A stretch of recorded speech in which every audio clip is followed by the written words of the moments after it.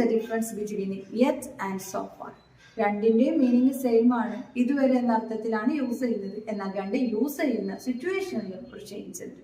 Yet എന്നുള്ളത് നമ്മൾ use ചെയ്യുന്നത് വിത്ത് നെഗറ്റീവ് സെന്റൻസ് ആണ്. എന്നാൽ സോ ഫാർ എന്നുള്ളത് വിത്ത് പോസിറ്റീവ് സെന്റൻസ്. ക്ലിയർ?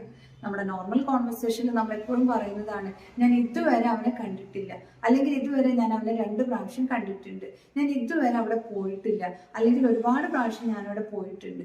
ഇത്തരത്തിലുള്ള സിറ്റുവേഷനിലാണ് നമ്മൾ എന്ത് യൂസ് ചെയ്യുന്നത്? യെറ്റ്, സോ ഫാർ എന്നുള്ളത്. Clear? We can check the example. ഞാൻ ഇതുവരെ നിന്നെ 2 പ്രാവശ്യം വിളിച്ചിട്ടുണ്ട്. I have phoned you twice so far. I have phoned you twice so far. നീ എന്നെ ഇതുവരെ തിരിച്ചു വിളിച്ചിട്ടില്ല. എങ്ങനെയാ പറയാ? You haven't called back yet. You haven't called back yet.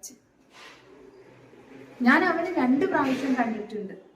I have met him twice so far. ഞാൻ അവനെ ഇതുവരെ കണ്ടിട്ടില്ല.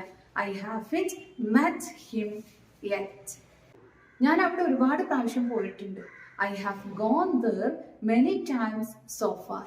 ഞാൻ അവിടെ ഇതുവരെ പോയിട്ടില്ല. I haven't gone there yet. Next, your turn. You have to translate these sentences in English. ഞാൻ ഇതുവരെ സൂല് പോയിട്ടില്ല. ഞാൻ ഇതുവരെ 2 പ്രാവശ്യം സൂല് പോയിട്ടുണ്ട്.